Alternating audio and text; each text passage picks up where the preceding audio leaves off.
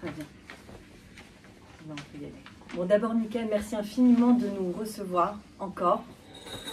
Effectivement, en 2023, on a fait un cycle de 6 conférences au Café des Psaumes entre janvier et juin, qui était passionnante parce qu'elle a drainé un public nombreux et différent à chaque fois.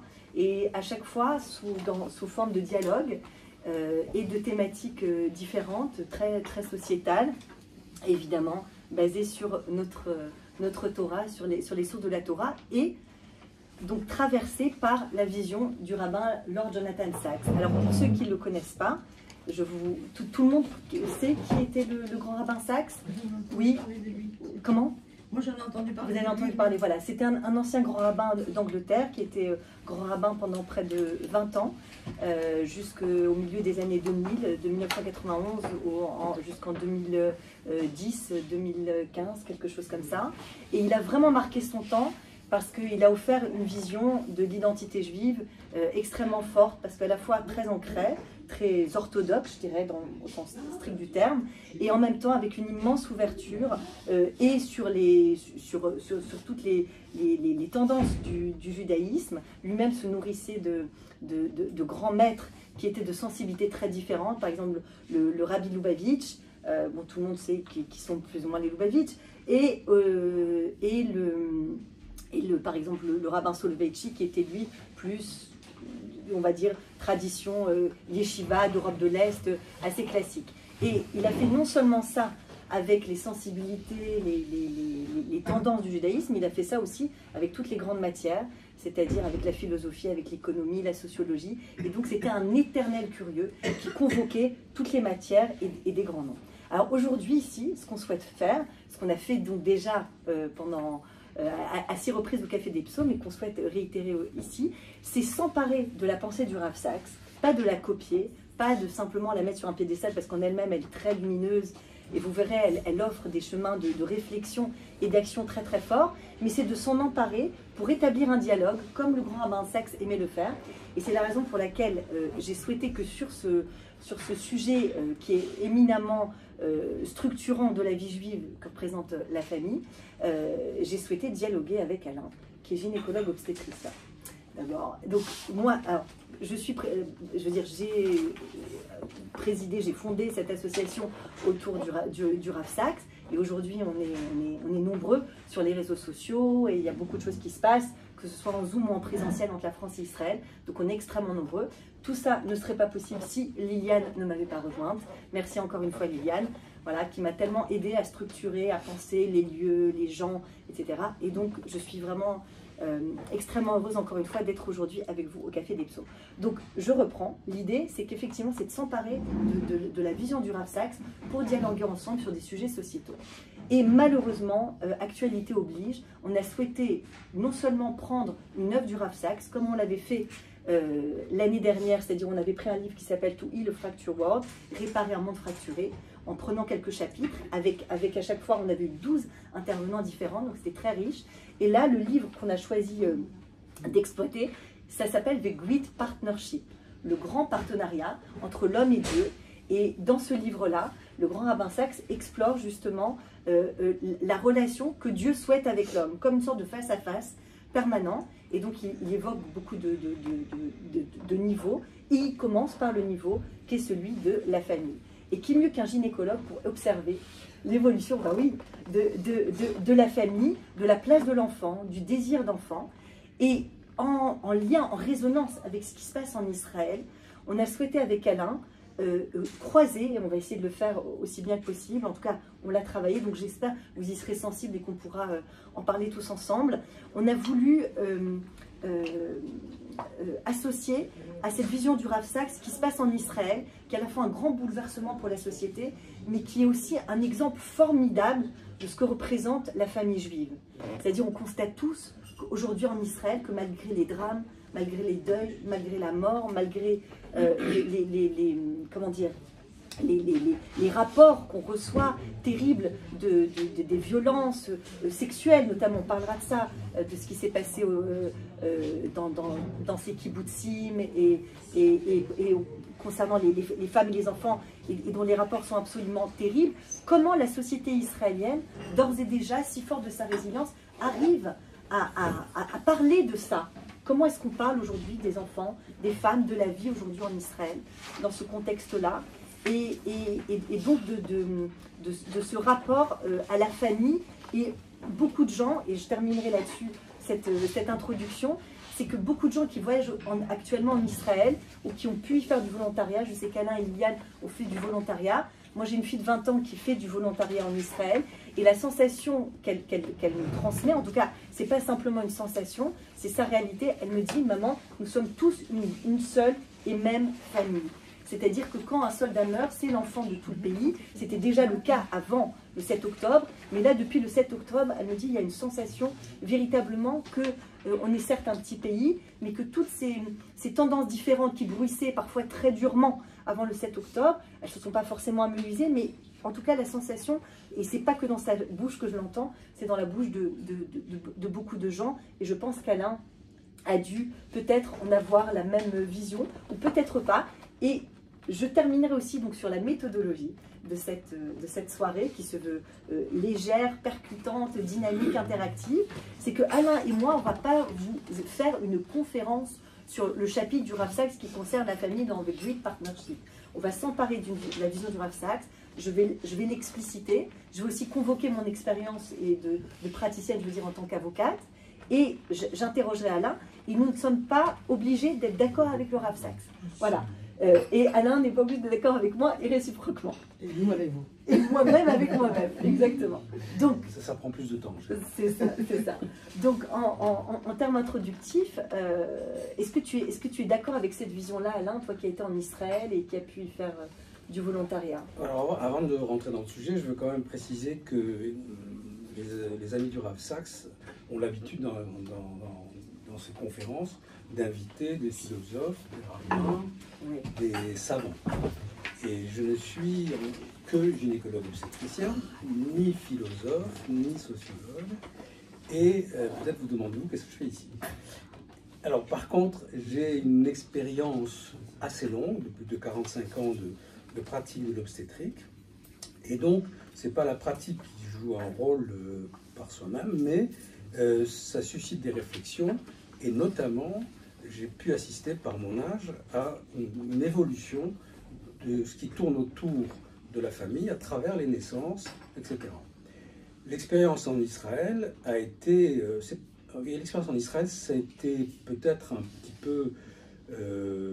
ça a un peu calmé mes esprits, parce qu'à partir du 7 octobre, c'était insupportable de vivre au jour le jour.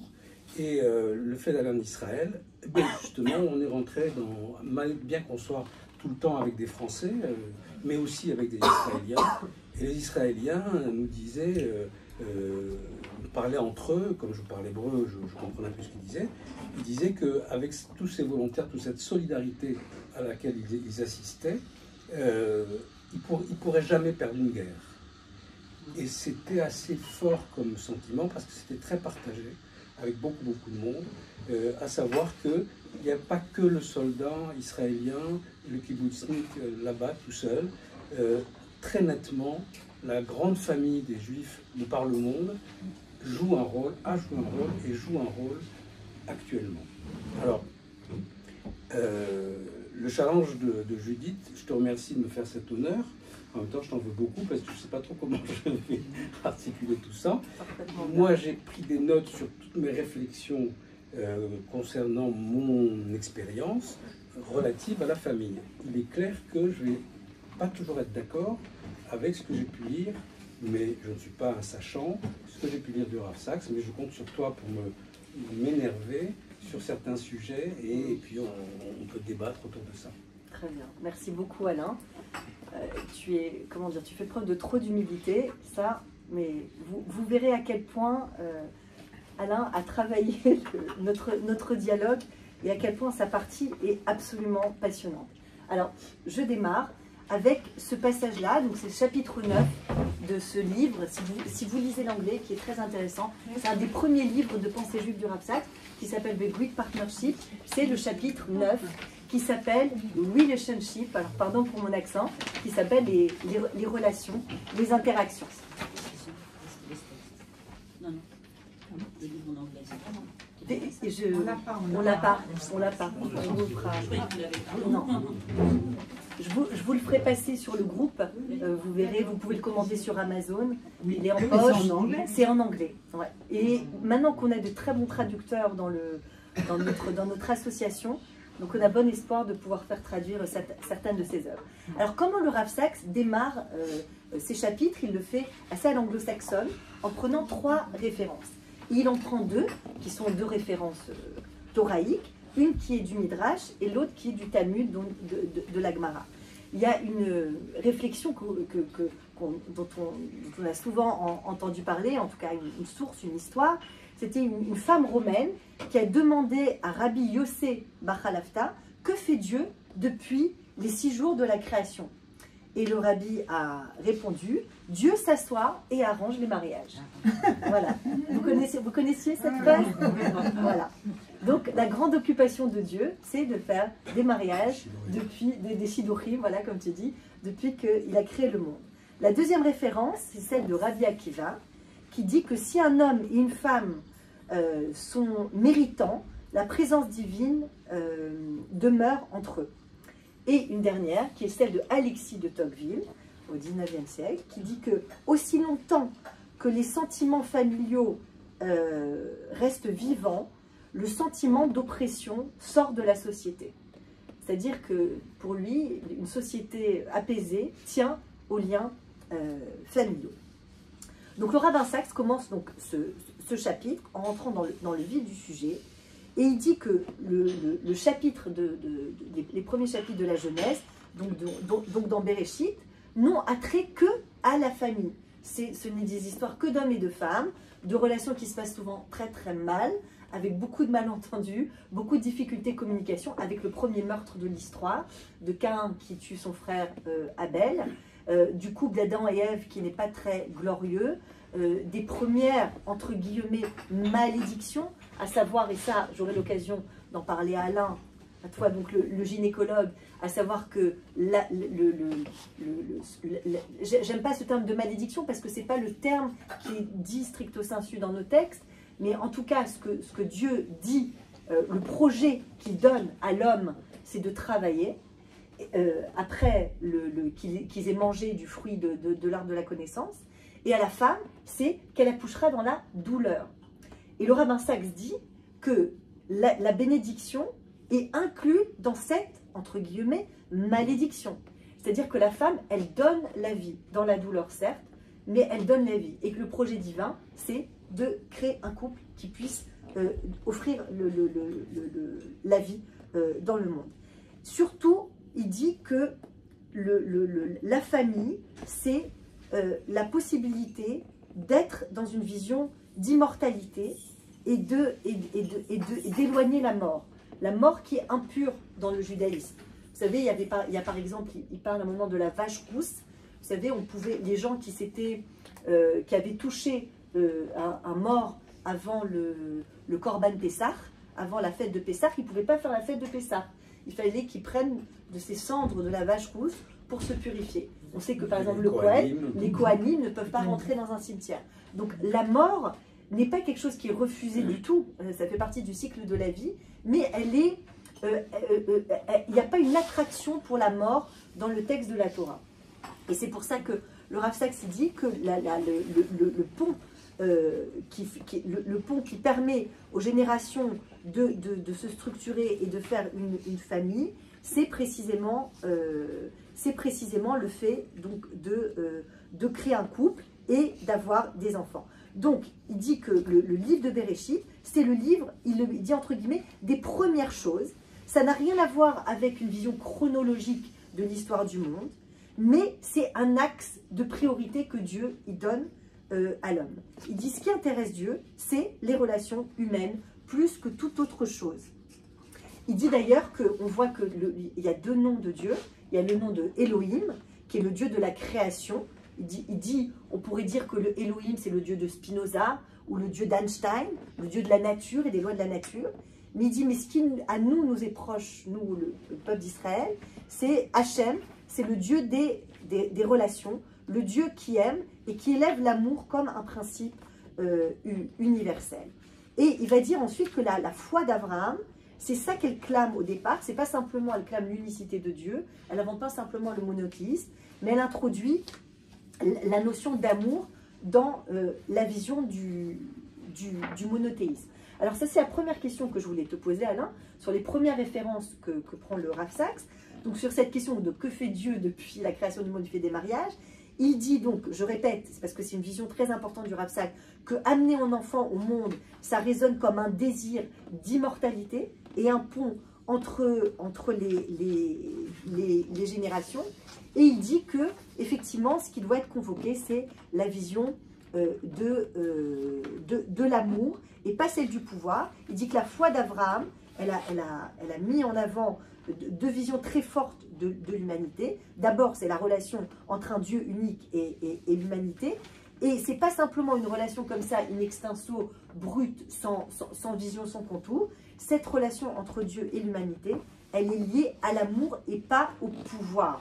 Il dit, c'est en ce sens que la construction d'une société, selon la vision juive, elle est très novatrice.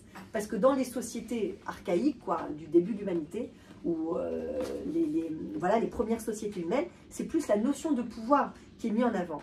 Et lui, il dit que, précisément, pourquoi c'est la vision de l'amour qui a été tirée par Abraham? Parce qu'on voit qu'Abraham, il aime l'étranger, il aime les invités, il a la tente ouverte, il va vers les peuples, il va vers les rois, il ne veut pas chasser son fils Ismaël, il veut sauver la ville de Sodome. Donc l'amour, mais l'amour en action est quelque chose de très puissant chez Abraham. Donc le Rav Sachs dit que la Genèse, le livre de Béréchit, c'est ça, c'est cette vision d'Abraham. Est-ce que toi, Alain, tu épouses en quelque sorte cette vision du Rav Sachs? Est-ce que lorsque en tant que gynécologue, quand tu accompagnes la venue au monde des enfants, c'est ce que tu ressens que cette venue au monde d'un enfant, c'est vraiment accompagné par l'amour, ou tu as l'impression que ce sentiment-là, de nos jours, se délite, est moins prégnant, ou peut-être est moins incarné? Ouais. Alors, il y a plusieurs choses. C'est qu'en tant que médecin, gynécologue, tu ne peux pas ignorer que mon sens du pratique et de la cohérence des choses physiques a une place très très importante. La notion de mettre au monde un enfant avec en perspective la notion de la mort, ça je ne le côtoie jamais. Dans mon expérience, je ne côtoie pas ça. Ce qui est certain, c'est que alors que tout, entre guillemets, se délite depuis plusieurs décennies, à savoir, et on va peut-être en parler, de l'esprit de famille, les familles nombreuses, etc., tout ça, ça se délite. Les couples sont un peu seuls. Il y a toutes sortes de transformations. Les couples n'existent pas en tant qu'eux-mêmes. Il y a des changements, beaucoup de changements. Mais ce dont moi je peux témoigner, c'est que chaque couple que je vois, quel que soit son statut, quand il y a une naissance, il y a quelque chose de magique qui relève de l'amour qui apparaît, même si c'est plus ou moins discret, mais c'est magique à ce moment-là. L'homme et la femme sont en pleine action d'amour lors de la naissance de l'enfant. Je ne sais pas si ça peut rejoindre ce qui est dit par le Rav Sachs, mais on sait bien que la société moderne, elle est un peu plus sèche que ce qui existait avant, et que les réflexions, les relations ne sont pas définitives. L'éternité dans une relation de couple, je ne l'entends jamais. Je ne l'ai jamais entendu depuis 40, 50 ans. La notion d'éternité, y compris en passant par le mariage, presque tout le monde a conscience que c'est une situation qui aujourd'hui est provisoire. L'instant magique, quel que soit le statut de ces couples, c'est justement la naissance. Alors, je ne sais pas si ça a un rapport avec la mort, je n'ai jamais eu cette expérience-là, mais par contre, la notion de, bien que les critères habituels de la famille soient à peu près le plus souvent délités et explosés, au moment de la naissance, on a vraiment le sentiment d'assister à la création d'une nouvelle famille. À chaque fois. À chaque Même fois. quand c'est le deuxième, troisième enfant. Il y a quelque chose de magique qui apparaît à ce moment-là. Je ne sais pas comment faire résonner ça dans ce que j'ai lu de Rav Sachs. Effectivement, il parle beaucoup d'amour. Les réserves que j'ai dans ce qu'il dit, c'est que, si j'ai bien compris, il faut avoir beaucoup d'amour avec sa femme pour faire une belle famille, avoir des enfants. Et c'est comme si, à moins que j'ai mal compris, il met l'amour de sa femme après qu'il ait eu une femme. C'est ça. Or, la L'amour se construit. vie d'aujourd'hui, c'est pas comme ça. Et que l'amour se construit Voilà. après le Et mariage. Et la vie d'aujourd'hui, c'est pas comme ça. Mm. Et d'ailleurs, si j'ai bien compris, Adam et Ève, ben, ils se connaissaient pas. Hein. Non. Voilà, donc, et puis Dieu, le Rav Sachs traduit le statut de Adam et de Hava comme mari et femme. Ça m'a beaucoup surpris. C'est pas possible. Pourquoi? Ben, j'ai pas vu la roupa. Alors on dit que c'était Dieu, c'est Dieu qui a fait le mariage. Le Midrash dit même que c'est Dieu qui a tressé les nattes de Ève, il lui a mis des fleurs, il a fait belle pour son mari. Il a fait une roupa ou pas? On dit dans le Midrash, on dit qu'il a fait dans le Gan Eden.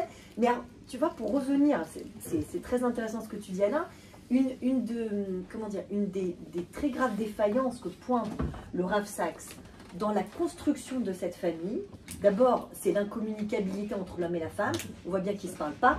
On voit bien, elle parle avec le serpent, mais elle ne parle pas avec son mari. Donc, d'où la chute, on va dire. Peut-être qu'elle ne lui parle pas parce qu'il ne lui a pas parlé. Aussi, c'est ce que Rachid dit. Rachid dit qu'elle s'est tournée vers le serpent parce que son mari s'est endormi. Strictement, voilà. Non, vraiment, c'est qu'il l'a connu. Alors, c'est très bon, on y reviendra. Il l'a connu au sens de la relation intime, sexuelle, mais c'est le terme beau qui s'appelle la connaissance. D'ailleurs, je fais un lien en disant que la pudeur et la beauté des mots dans la Torah, qui est explicite sans être explicite et qui donne un niveau très élevé à l'acte, on le retrouve en miroir inversé dans la terrible description que certaines anciennes otages ont fait de leur captivité à Gaza. Je ne sais pas si vous avez entendu parler d'une dame notamment, qui avait peut-être 50-60 ans, qui était avec des jeunes filles à Gaza pendant 1 mois.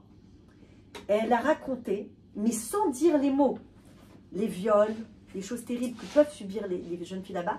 Elle n'a pas utilisé une seule fois le mot viol. Et dans son interview, j'essaierai de vous retrouver et de vous la diffuser sur le groupe, et ben c'était très intéressant. Elle disait qu'elle s'interdisait de salir avec des mots ce qui se passait là-bas, qui était terrible en soi et dont on n'avait pas besoin de plus, etc. Parce c'était une femme laïque, elle se revendait toujours comme laïque, mais que depuis qu'elle était revenue de Gaza, elle s'était plongée dans les textes de la Torah, et que les mots de la Torah ont cette puissance, cette beauté d'être à la fois explicite, sans dire les choses de manière crue. Et donc elle voulait garder la beauté de ces jeunes filles juives, de ne pas parler de ce qu'elles vivaient de manière crue. Ce qu'on appelle la pudeur. Une forme de pudeur, mais à un niveau vraiment très élevé. C'est comme dire, voilà, Adam, il a connu sa femme. On ne dit pas il a une relation avec elle, il a connu sa femme. Et typiquement, ça c'est ce que Dieu dit. C'est Dieu qui dit qu'Adam, il a connu sa femme. Donc il dit ce terme de savoir, de yada, c'est Dieu qui le dit. Et ce que Dieu reproche à Ève, en tout cas c'est ce que le Rav Sachs dit, il dit comment est-ce qu'elle a appelé son premier fils? Elle l'a appelé Caïn. Je l'ai acheté. Je l'ai acheté, Caniti. Donc c'est ma possession, c'est à moi. Et j'aimerais t'entendre là-dessus, Alain, parce que moi, ma sensation aujourd'hui, en tant que praticienne du droit de la famille, c'est que très souvent, quand les gens viennent me voir souvent avec des séparations, avec des petits-enfants, je leur ai dit, mais pourquoi, je veux dire, quelle était votre perspective à ce moment-là? Pourquoi vous avez décidé de faire un enfant, etc. Et souvent, il y a quelque chose d'assez flou dans la posture des personnes. Elles ont même oublié un petit peu quel était le projet initial. J'ai dit à Alain, j'ai la chance d'avoir 3 enfants, et pour ma petite dernière, il y avait quelque chose d'assez nouveau à la clinique. Alors, je ne suis pas là pour vous parler de ma vie, mais c'était intéressant. On m'a demandé, alors, madame, c'est quoi votre projet de naissance? Alors, je me suis dit, bon, qu'est-ce que c'est encore ce verbiage, etc.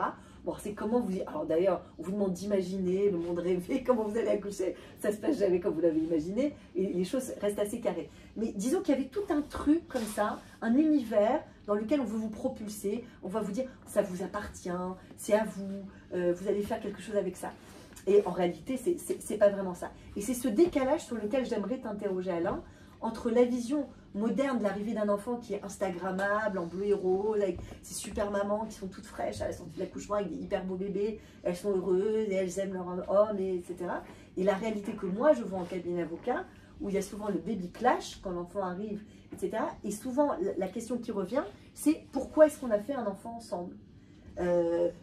Pourquoi on a décidé de faire un enfant ensemble? Et c'est ces questions-là, premières, et même je dirais primaires, sur lesquelles j'aimerais t'entendre et qui résonnent dans la vision du Rav Sacks, qui dit que Ève, sa grande erreur, c'était de vouloir s'approprier ses enfants, d'où le meurtre originel. Alors on va atterrir. C'était trop. Ben, je vais atterrir. Il y a plusieurs questions que tu poses là. La première dont tu as parlé, mais peut-être que je le prendrai en deuxième, c'est la notion d'appartenance. Je vais y revenir après. Pour rebondir un petit peu sur pourquoi est-ce qu'on fait un enfant quand on a un couple d'aujourd'hui. Enfin d'aujourd'hui et des dernières décennies. Ça dépend un petit peu des cultures. Ce qui existe beaucoup dans nos cultures, surtout de l'autre côté de la Méditerranée, c'est la pression familiale. Ma fille, tu m'as pas encore fait un fils, qu'est-ce que tu attends? Ça, c'est une pression qui existe encore. Vraiment? Chez les familles séfarades, oui. C'est pas toujours dit comme ça.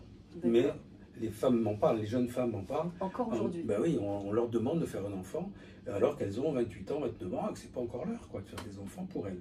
Mais pour les parents, oui, elles sont déjà très en retard. Donc là, il y a une vraie pression, mais c'est vrai que ça dépend de la culture. La deuxième chose, c'est ce que j'avais noté moi souvent, c'est que les femmes ont envie d'être enceintes pour elles-mêmes. Elles ont envie de sentir corporellement, narcissiquement. Elles veulent porter un enfant, même si elles ne sont pas en couple. D'accord. Même si elles ne sont pas en couple. Il y a quelque chose de viscéral qui, pour une femme, et en moi en tant qu'homme, je peux comprendre cette étrangeté pour moi, mais je comprends bien qu'une femme qui est une mère, une matrice, elle fasse fonctionner sa matrice et qu'elle le sente corporellement sans même y réfléchir. Je me permets de t'interrompre 30 secondes. La matrice se dit en hébreu Rechem. Rechem. Et quand on veut dire que Rachamim. Dieu, exactement, que Dieu a de la miséricorde pour nous, c'est Rachamim. Vous savez, El Malé Rachamim, c'est la même racine. C'est-à-dire que la miséricorde de Dieu, c'est comme... un instinct maternel. Oui, c'est ça. Et Dieu, on l'a souvent comparé à une mère. Aussi. Voilà. C'est ça. Voilà. Donc je pense qu'il y a quelque chose de fort qui perdure. Et cela, au-delà de tout ce qu'on peut imaginer dans l'évolution de la société, il y a ça. Les hommes aussi veulent des enfants. Les hommes aussi, c'est pas que les femmes, les hommes aussi veulent des enfants. Et on entend bien, les jeunes de maintenant, ils ont envie d'avoir ce cap, ce passage vers la responsabilité d'une famille dont ils vont s'occuper. Et ça, je l'entends chez les jeunes, alors que précédemment, ils se croyaient tout à fait incapables d'une chose pareille. Donc ça fait partie des moteurs modernes qui ne sont pas assortis de visions plus religieuses ou autres que cela. Mais ce qui domine surtout, dans ce que j'ai constaté, c'est que ce sont essentiellement des couples qui font un enfant par amour. Ouais. Et ça, ils le disent. Ils le disent, c'est par amour. Et ils expriment cet amour, ce dont je parlais tout à l'heure. Ils expriment cet amour au moment de la naissance. Et heureusement que c'est comme ça dans l'immense majorité des cas. Excusez-moi, on est quand même des mammifères. Donc, il y a la scène de reproduction, tout simplement. Comme les oui, alors justement, oui, bien sûr. Donc, est-ce que la procréation, c'est une histoire de mammifères ou c'est autrement? Les mammifères, c'est simple pour les mammifères, c'est-à-dire que quand il y a un œstrus, ça veut dire l'ovulation, quand il y a une ovulation et que le mâle s'approche d'elle, et bien quelques mois plus tard, c'est sûr qu'il y a 1, 2 ou 3 progénitures qui apparaissent. Chez les humains, nous sommes des mammifères, pareil, il faut un ovocyte et il faut un spermatozoïde, mais il y a un enfant que quand l'homme s'approche de sa femme, il y a un enfant qu'une fois sur 4. Dans 25% des cas, il n'y a pas de grossesse, il n'y a pas d'enfant. Et j'ai une première différence. Deuxième différence, elle est de taille et qui vient dans notre sujet, c'est que la différence entre les mammifères et nous, c'est que nous décidons de faire un enfant. Oui, parce qu'on a les moyens de contraception aujourd'hui. Non. Bah, allez, on faire un ça veut enfant. dire quoi, Non, alors, la contraception, c'est pas. On fait un enfant après la contraception.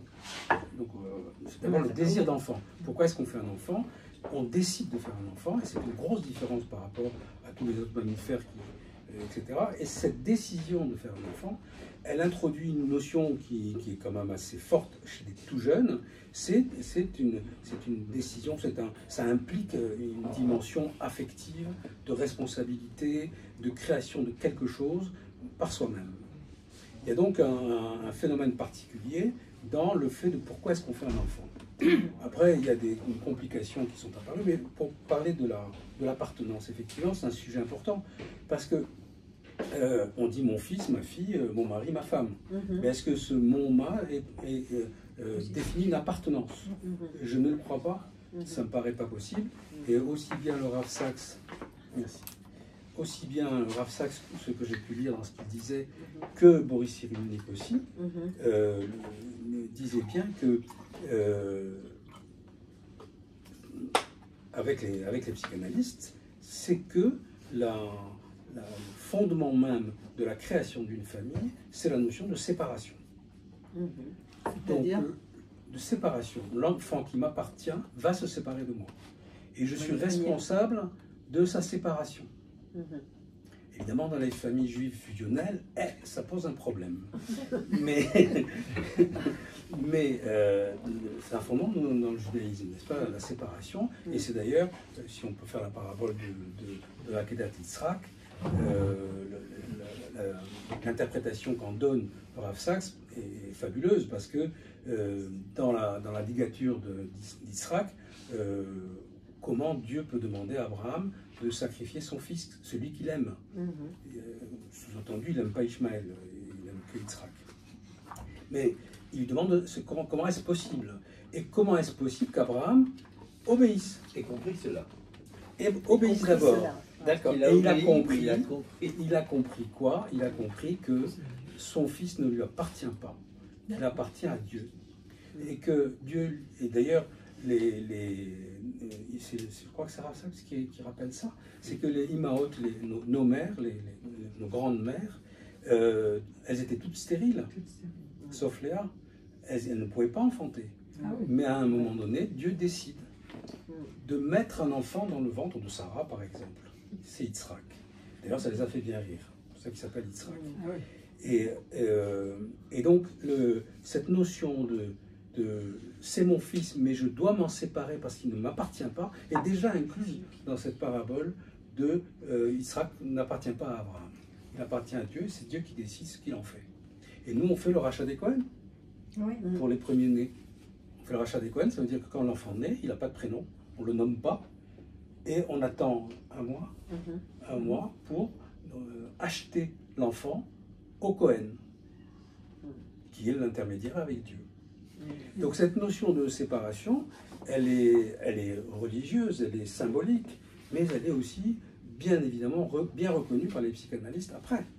C'est la notion de l'adolescent qui a besoin de se séparer de son père. Pour le garçon, il est en cela. D'ailleurs, Rav Sachs parle que du père. Il dit que le père est responsable de la séparation de son fils. Et moi j'ai mis entre parenthèses et la mère. J'ai mis un point d'interrogation parce qu'en fait la mère, bien évidemment, c'est elle qui dit à l'enfant ton père a raison et tu n'es pas mon mari. Ça, ce sont les psychanalystes qui disent ça. Et donc la séparation doit être validée aussi par la mère pour que ce soit harmonieux. Voilà, donc cette notion d'appartenance est quand même assez importante à remettre sur le terrain parce que c'est difficile pour les parents quand les enfants disent tu me casses les pieds, je m'en vais. C'est ça. Mais c'est passionnant, merci beaucoup Alain. Mais pour rebondir sur ce que vous disiez, madame, et ce que tu as répondu à Excuse. madame. Non, Non, mais mais pas bon. du tout, au contraire. Justement, je voulais très dire bien. quelque chose. Je vous en prie, non, mais mais allez-y. Parce que vous dites, on le veut, l'enfant. Ouais. Mais en fait, avant, c'était un accident, une fois sur deux.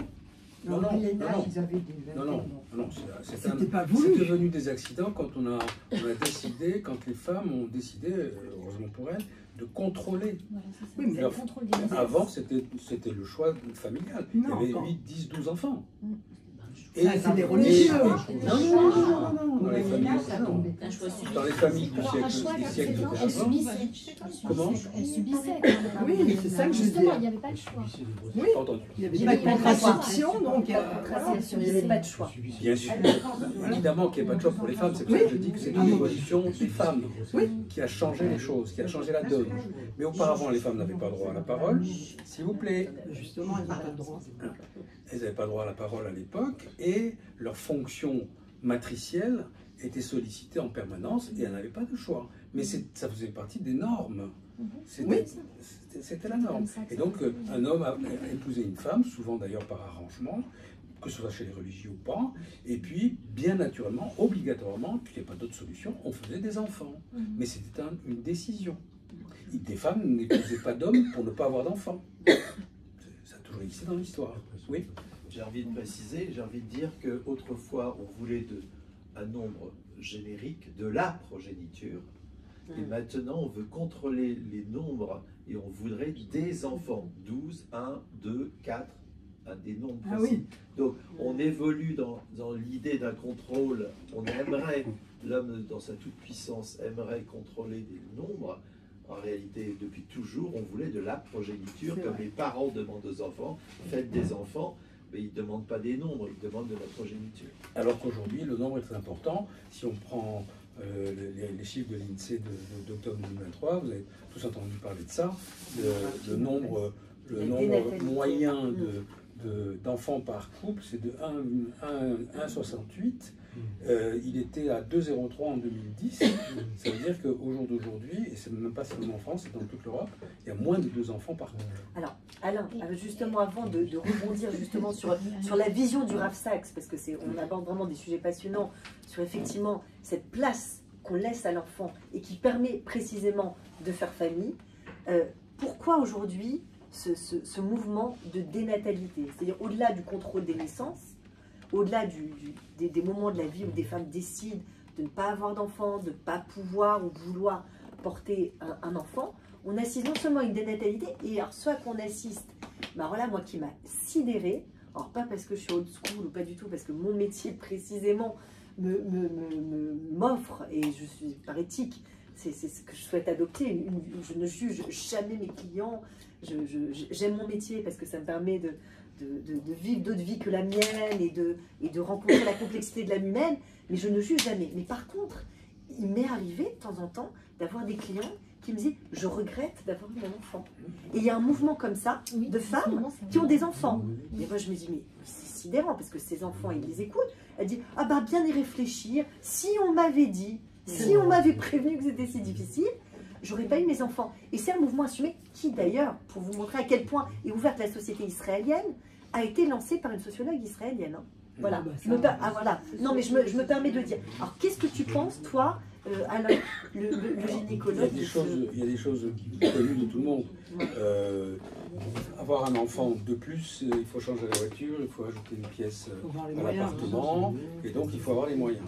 Ensuite, il y a des C'est une question d'argent que tu rencontres parfois. Oui, nettement. Attends, c'est très pas important. Pour le premier. Pas pour le premier. Pas pour le premier. Pour le deuxième, troisième, oui. Parce qu'ils aiment moins. Ils aiment moins. Oui, ils aiment moins aussi. Mais alors, c'est peut-être un prétexte, oui. Mais il y a ça, il y a aussi les courants écologiques. Les courants écologiques qui disent que la pollution est telle qu'on va pouvoir. L'enfant il va être asthmatique, il va être pollué, donc c'est pas la peine d'en faire. Tu entends ça? Oui. Beaucoup, sérieusement? Beaucoup. Dans des milieux qu'on peut appeler bobos, mais c'est extrêmement courant. La violence aussi. La violence dans la société fait Attendez, que... oui, c'est vrai. Mais la violence qui fait un climat social déprimé. Complètement, avec des enfants qui sont violents de plus en plus jeunes et qui ont des problèmes, des difficultés d'apprentissage. Donc ça crée réellement des difficultés chez les parents qui n'arrivent pas à assumer. Ça, c'est pas partout. Pas partout, alors, mais il y a un biais quand même. Il y a un biais important, c'est que moi, je suis gynéco depuis toujours dans l'ouest de Paris. Ah. C'est pas mal. Donc, Ça c'est- donc, et J'ai donc, travaillé dans le 93. et donc, voilà, Ah oui, c'est l'angle pas de du vue tout, n'est pas le oui, même. c'est Vous êtes pas aussi du tout. gynécologue? Non, pédiatre. Pédiatre, ah Voilà, oui. donc Ah l'angle de oui, vue ça. n'est évidemment pas le même. Puisque, en fonction du type de société que l'on côtoie, bah, les problèmes ne sont pas exactement les mêmes. Donc moi, je parle des sociétés moyennes, de sociétés moyennes françaises. Parce que, par exemple, vous êtes dans le 93. Dans le 93, c'est pas représentatif de la moyenne française. Du tout, mais c'est quand même une Oui, grosse ça existe. frange à la Ça, je dis population. pas que ça- Moi, ce que je voulais juste rajouter, si vous me permettez, c'est qu'il y a aussi autre chose dont on n'a pas parlé, c'est le problème de l'horloge biologique dans la société d'aujourd'hui et la pression que certains gynécologues exercent sur les femmes. Alors que, bon, quand elles n'ont pas d'enfants, au-delà de 30 ans, c'est déjà presque trop tard. Non, Et du coup, ça met une Oui. pression, Bon, et ça, je l'ai entendu, Justement, hein, j'ai quelques de chiffres. collègues. J'ai Ouais, entendu, justement, hein. j'ai quelques chiffres à vous Et donner. ça D'abord- désespère quand même pas mal les femmes, D'abord, tout ça. Donc ça fait partie de la pression. Vous parlez de la pression familiale, de la pression sociale, mais il y a aussi la pression aussi comme ça des Laquelle médecins. Des médecins. Des Des gynécologues. gynécologues, ouais, ouais. Ben, je suis d'accord. Exerces-tu cette pression sur Non. tes patientes Justement, alors? au Dis-nous contraire, tout. je suis un rebelle C'est vrai? dans la profession. Mais oui, parce Bien que sûr c'est- que non. Et vous avez raison, et je peux y revenir. Tu dis jamais à une femme qui a 38-39 ans, madame, faudrait penser à faire un enfant. La dernière que j'ai accouchée il n'y a pas 30 ans, elle a 48 ans. 48 Oh ans. non. Et j'ai suivi sa grossesse, sa deuxième grossesse, 46 et 48 ans. Et évidemment, chaque fois qu'elle consultait n'importe où, c'était l'horreur, elle était un monstre, etc. Bon, voilà, et c'est pas la première, régulièrement. Avec les Donc, examens qu'on peut faire maintenant sur le stock des non, non, ovariens et tout tout est, ça, tout donc est en c'est place. super. Tout défile. Et puis les choses sont très très claires et très simples. Là, c'est un détail technique, c'est qu'une femme qui a 28 ans, ou qui a 40 ans, ou qui a 45 ans, qui est enceinte, à toutes, on leur fait les mêmes tests, parce que le seul problème de l'âge, c'est la trisomie 21, c'est rien d'autre, sauf peut-être dans certains quartiers. Et la mauvaise réputation de ce que les gynécologues appellent de façon très poétique la femme âgée, c'est-à-dire pour eux qui a dépassé 38 ans, elle rencontre dans certaines populations des difficultés parce que beaucoup d'obésité, ou au contraire de dénutrition, beaucoup d'hypertension, de diabète, je vous passe les détails, il y a beaucoup plus de pathologies dans certaines populations du fait de leur statut économique, etc., qu'on ne voit pas chez les femmes qui sont régulièrement suivies, conscientes de leur alimentation, comme on le voit beaucoup actuellement. On est plutôt dans ce schéma-là. Et une femme qui est enceinte de 45-46 ans, si elle est surveillée, suivie normalement, et pas besoin de faire plus que pour une autre, eh bien, tout se passe très très bien. C'est exactement la même chose à 25 ans et à 45 ans. Voilà. Mais il faut se bagarrer contre l'ambiance gynécologique qui dit qu'à partir de 35 ans, la fécondité diminue. Bah, les Aberrant. ovocytes diminuent quand même, le nombre. Ah voilà. Alors maintenant, il y a des gynécologues qui demandent le compte des C'est ça, ovocytes. c'est ce que je C'est dis, extraordinaire. Le le compte des comptage ovocytes. Donc Ah, on ils fait une demandent ça échographie. Pour dire, vous avez 17 ovocytes. Oh là là, il n'y en a plus qu'un qui a une chance. Hein. Voilà, ce genre de... Anxiogène. Ce genre Mais de... il y en a de plus en plus qui dialogue congèlent est très maintenant, courant. non? Comment? Attendez, c'est l'autre sujet, ça. Vous faites tout dire à la fois, c'est compliqué.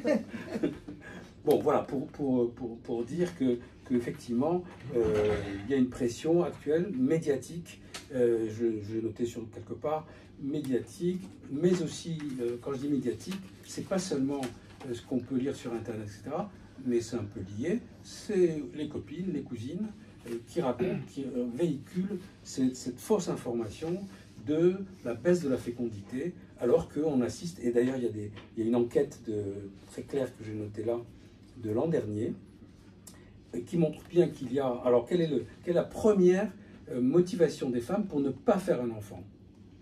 Divorce. Travail. Non, c'est pas la Pour violence. vivre. Travail. Travail. Non, c'est C'est l'environnement. là, elle C'est congèle. le désir, en premier lieu, désir d'épanouissement personnel. Oui, C'est ça ce que ça veut dire. La situation. Ah si, c'est ça. Alors, C'est vaste. et l'épanouissement personnel, ça peut être la situation, mais ça peut être autre chose. Une vie de femme, une vie de voyage, sûr. une vie de... Oui. Ce qu'elle veut, ce qu'elle veut. Ce qu'elle veut, sauf que ce qu'elle veut peut durer un certain temps. Voilà. Et donc, c'est pour ça que l'âge du premier enfant, en moyenne, en France et en Europe, c'est 31 ans. Alors qu'il était à 26 ans il y a quelques années. Oui, mais on se marie plus tard. On ne se marie même pas. Je vais vous dire, Oui, enfin, je vais c'est vous montrer pareil. ça. On ne se marie même pas. 65% des naissances naissent hors mariage en 2022. 65%. On ne se Excusez-moi, marie pas. monsieur. Mais quand on voit l'état du monde actuel, Ah oui, mais ça, est-ce que, non, non, franchement, est-ce que ça te donne envie vraiment d'avoir des Ça, enfants? je ne saurais pas dire, je ne suis ça. que gynécologue. Non, mais... Je ne sais pas. Oui, mais bon, c'est comme comme Moi, je- ça a toujours Moi, j'ai L'état un- du monde a toujours été J'ai une déplorable. question. Ah non, mais à ce point quand Non, même. Ah non, bah, non, ça a été bien pire. Il Je y a veux dire, des ça a été gens- bien des pire. guerres. Il faut ce qu'on appelle une une fête de l'illusion rétrospective.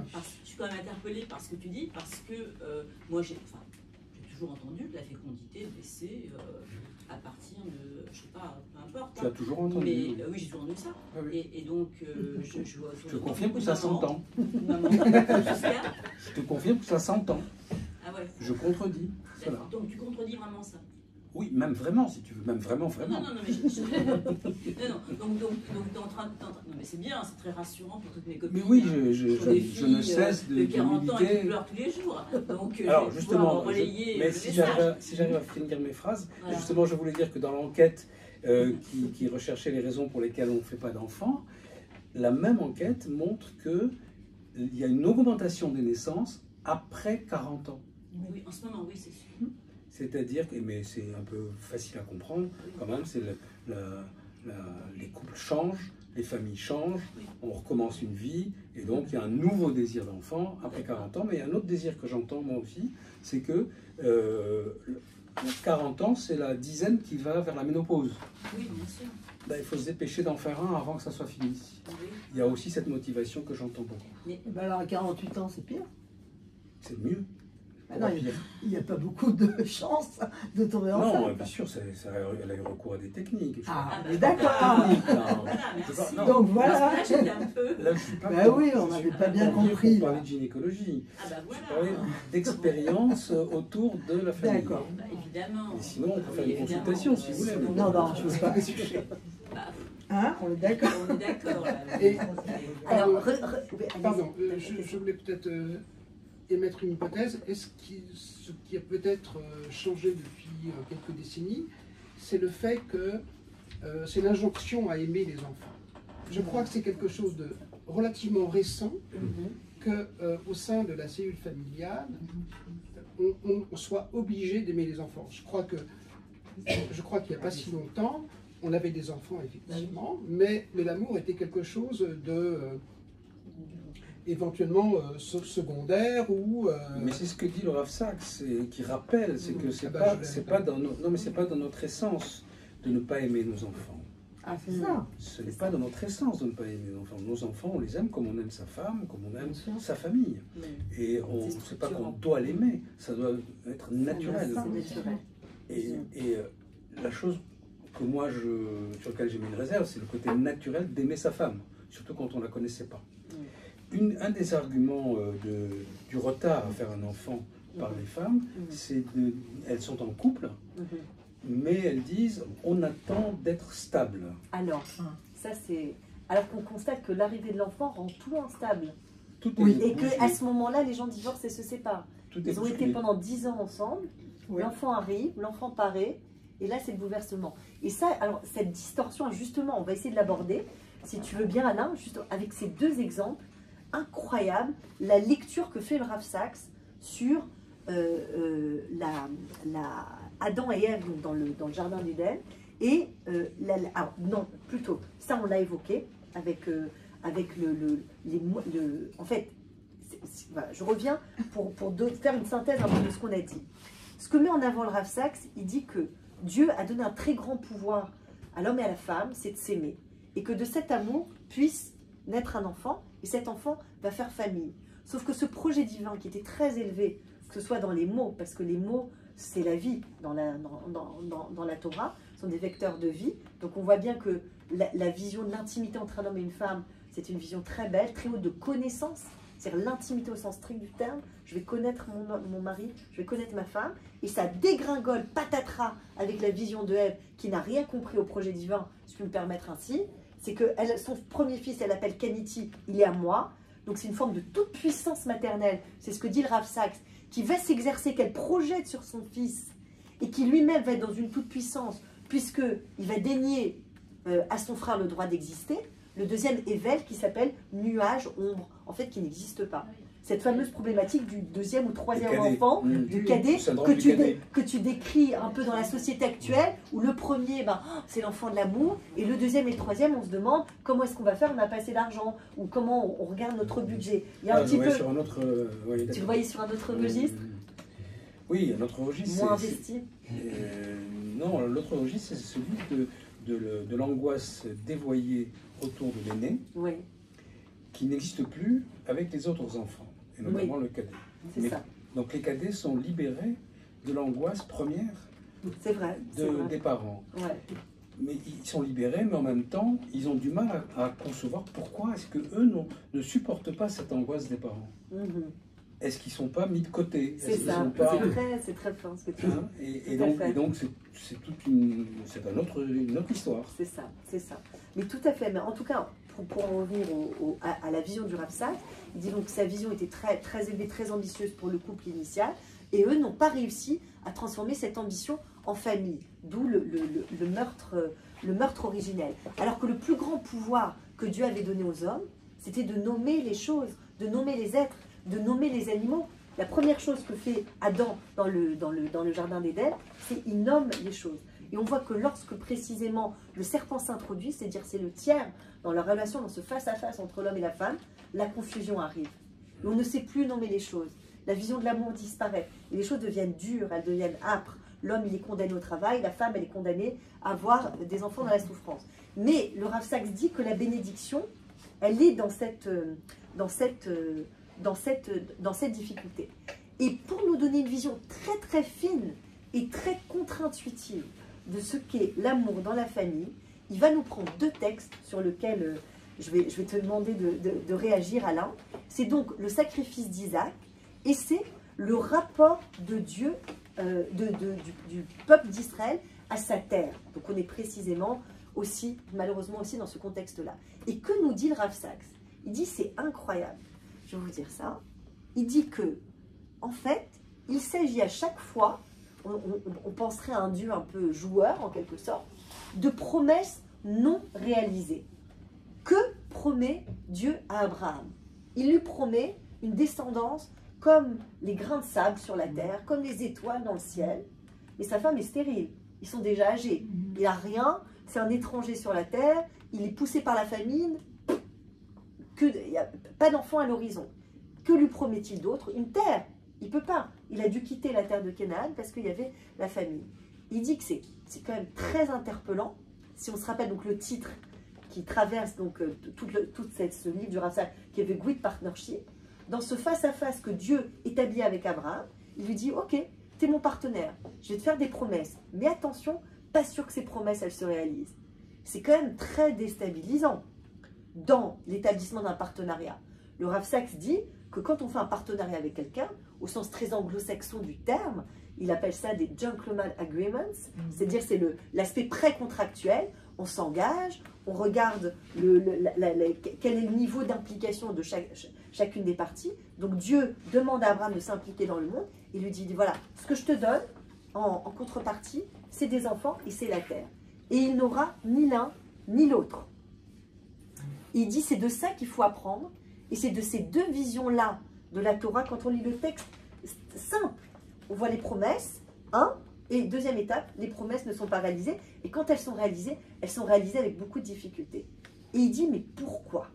Pourquoi est-ce que si, précisément, on part de notre constat, de notre présupposé, à savoir que l'amour, c'est ce que Abraham a introduit dans le monde, c'est ce que Dieu veut. On voit aussi d'ailleurs, vous savez que dans les prières de Rosh Hashanah, ça s'était introduit par Rabbi Akiva, on dit « Avinu Malkenu », notre Père, notre Roi. Donc ce qui est mis d'abord en avant, c'est Dieu en tant que Père, et pas Dieu en tant que Roi, et en tant que Roi écrasant. Il cherche en fait chez nous le fait qu'on se rapproche de lui comme un fils avec son Père.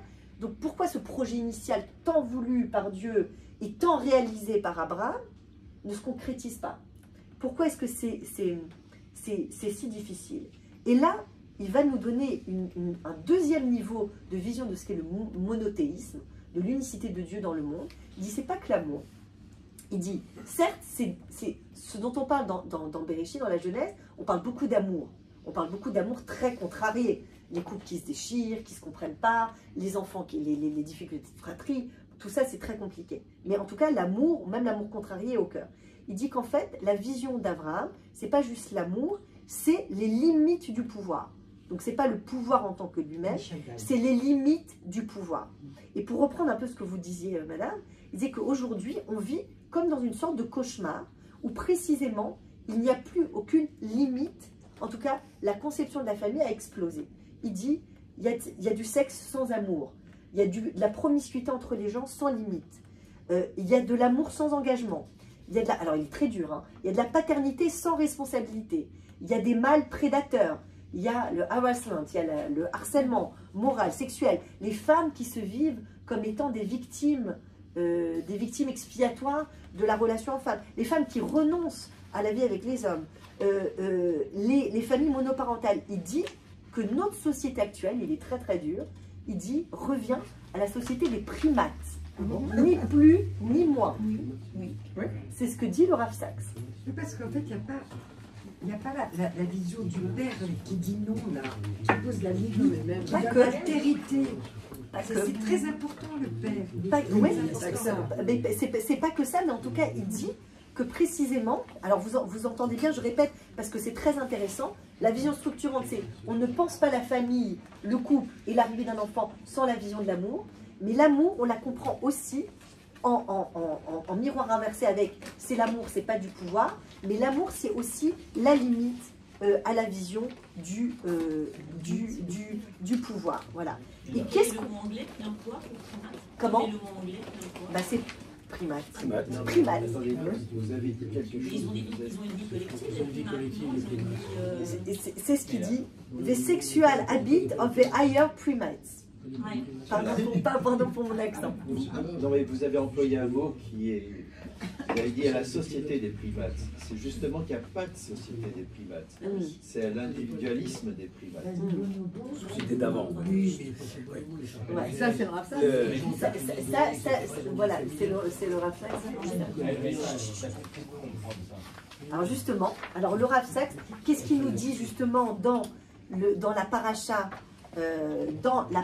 Vayera, qui parle de la ligature d'Isaac? Il dit, fais une lecture de ce qu'on nomme abusivement d'ailleurs le sacrifice d'Isaac, puisque ce sacrifice n'a pas eu lieu. Alors je vous lis la traduction, l'excellente traduction faite en français de certains commentaires de la paracha dans le livre, le seul livre qui existe traduit du rabbin Sachs, s'appelle Les Voix de l'Alliance, et je vous invite à vous le procurer, parce que ça va mieux vous faire connaître la pensée du Rav Sachs, et la traduction est vraiment excellente.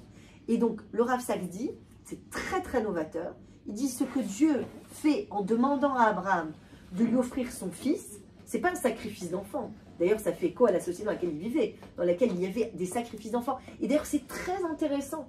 Il donne aussi une vision très novatrice. Il dit que souvent, on a tendance à opposer l'apparition du monothéisme, c'est-à-dire l'apparition de la croyance en un Dieu unique, et on l'oppose à quoi d'autre? C'est quoi le polythéisme? Comment? Le sacrifice des enfants. Oui, le sacrifice des enfants, mais plus précisément. La monogamie. Comment? La monogamie. Non, la polygamie, mais ça veut dire le monothéisme versus voilà, le polythéisme, mais l'idolâtrie. L'idolâtrie. Voilà, l'idolâtrie.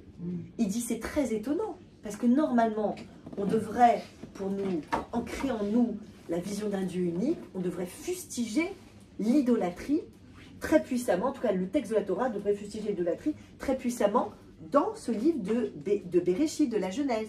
Or, on voit que cette question d'idolâtrie, la tentation forte de l'idolâtrie, on la sent où? On la sent surtout dans le 4e livre de la Torah, qui est celui de Bamidbar, et qui coïncide avec l'entrée en Israël. Vous savez, les 40 ans dans le désert. Alors, il y a le délire du chef avec Korach, il y a l'idolâtrie au sens strict, il y a surtout la dépravation, on va dire, sexuelle. Et en fait, le rabbin Sachs dit que ce qui traverse le livre de Béréchit, c'est pas le monothéisme versus l'idolâtrie des sociétés d'époque, c'est le monothéisme versus les sociétés dépravées sur le plan sexuel. Et qu'est-ce qu'on voit? Sodome et Gomorrhe. Oui. On voit Sodome et Gomorrhe. On voit Rebecca et Sarah qui sont captées, quasiment violées. On ne sait pas ce qui se passe vraiment par des rois. On voit Dina qui est violée. On voit Joseph qui est aussi capté par la femme de Potiphar. Ça, on voit Ruben qui déplace la couche de son père. Il y a toujours la question du mauvais usage de la sexualité, en tout cas des mœurs, de Pinchas aussi après, effectivement, avec les filles de Midian. Et Cham avec son père aussi. Et Cham avec, exactement. Et il y a Lot avec ses filles. Et donc il dit, mais regardez comme c'est puissant de la part du Rav Saks. C'est ça qui est incroyable, c'est que le Rav Saks, il nous reprend le texte. Il ne nous invente pas quelque chose, un concept philosophique un peu nébuleux ou un peu complexe. Non, pas du tout. Il part du texte. Et il dit, on ne lit pas bien le texte, on ne comprend pas bien le texte. Et pour bien comprendre ce que Dieu a voulu à travers Abraham, comme l'idée de faire connaître un Dieu unique, c'est de mettre une limite à cette société qui était sans limite au niveau de la sexualité. C'est pas, non mais vous vous rendez compte, c'est très intéressant ce dont il parle. C'est pas de l'idolâtrie au sens strict du terme, c'est-à-dire vénérer des dieux étrangers, c'est de ne pas avoir limite dans la structure de la famille. Voilà, on est dans le wokisme. Et aujourd'hui, peut-être. Aujourd'hui, c'est la même chose, mais au lieu d'avoir une sexualité qui va dans tous les sens, on la coupe. Donc c'est là où la vie commence. Et c'est le message que le Rav Saks exprime ici. La vie, elle commence avec la famille, c'est ce qu'il explique. Aujourd'hui, on fait l'inverse, on oublie pas d'enfants, la société, les coups et tout, regardez en Chine, regardez au Japon, la société dans laquelle on vit, et regardez les news comme vous disiez. Ça marche, toutes les familles explosent, le divorce explose. Donc qu'est-ce qui se passe de ce qu'on apprend? C'est le message du Rav Saks qui concrétise. La vie, elle se fait avec les enfants. Et si on ne fait pas les enfants, eh ben, on a beau croire qu'on fait mieux, et là on fait pire. Et donc c'est cet illogisme qui est propre au judaïsme, où le judaïsme c'est la vie qui n'est pas logique. C'est pas la vie que les peuples goïm connaissent et comprennent. Et c'est au contraire vivre la vie de la Torah. Évidemment, c'est pas juste faire un enfant, c'est aussi vivre la Torah avec, sinon ça va être un problème. Et d'être cet exemple cette inspiration sur les autres peuples. Et pour moi, j'avais un peu l'impression que le message du Rav Saks, souvent c'est un peu dur, c'est un peu sombre et ça donne pas de solution. Regardez la réalité d'aujourd'hui, j'entends beaucoup autour. Mais non, c'est le contraire, c'est très positif, c'est très inspirant. Il ne faut pas lire le monde avec la grille de lecture actuelle, des news, de tout ce qu'on lit et tout, non. Alors le gynécologue que je suis, exactement. Alors le gynécologue que je suis est un petit peu choqué parce que je ne fais qu'accompagner depuis 45 ans des femmes qui revendiquent leur sexualité comme elles l'entendent. Et donc on a un problème. Si la sexualité représente une idolâtrie, et on peut le considérer comme ça, si je peux parler de Pinchas. Mais je t'en prie, je t'en prie. Non, je ne suis pas très connaisseur, mais j'ai lu ça et ça m'a vraiment beaucoup marqué. C'est l'histoire de Pinchas. Tu peux rappeler? Donc c'est une époque où les Bnei Israël se laissaient séduire par les Midianites. C'est les Midianites, les Cananéens, c'est Midianites. Qui se laissaient séduire. Et il est écrit dans la Torah, dans cette histoire, que c'était la débauche totale, et que les Midianites, pour séduisaient les Bnei Israël en ayant sous leur robe des idoles. Déjà, sous leur robe, quoi. C'est-à-dire qu'il fallait avoir un acte sexuel pour découvrir l'idole et l'adorer ou pas l'adorer, et adorer. L'idole sous la jupe, c'est le sexe. Et ensuite, quand un des Bnei Israël va avec sa maîtresse midianite, va rentrer dans le Saint des Saints, sous les larmes de Moïse et de Aaron, parce qu'ils ne sont pas guerriers, ils ne peuvent rien faire, un guerrier, Pinchas, prend une lance et va poignarder le Bnei Israël, et c'est écrit dans le texte, et il va poignarder la femme dans son bas-ventre. Malheureusement, le retentissement avec ce qui s'est passé récemment est un peu lourd. Mais ça, quand même, ça renvoie à une chose qui est pérenne depuis des siècles. C'est que la femme dans les sociétés représente, par sa sexualité, une idole à abattre. Et si on veut atteindre l'ennemi, on va atteindre sa femme, qui représente une idole. Je parle évidemment des sociétés monothéistes. Les guerriers chinois, japonais, je ne sais pas. Bon, c'est vrai, je ne sais pas si c'est... Dans nos sociétés monothéistes, c'est pérenne. On attaque le ventre des femmes. Et ça, c'est une question importante. Est-ce que la sexualité doit être vue comme une idolâtrie? C'est ce que le Rav Sachs, permettez-moi, c'est ce que le Rav Sachs a l'air de dire, que justement la sexualité doit être sanctifiée dans la construction d'une famille et la venue d'un enfant pour ne pas qu'elle devienne une idolâtrie. Et pour que ça ne devienne pas une idolâtrie, il faut passer par un processus de séparation, de diffusion, d'identification, d'objectivation.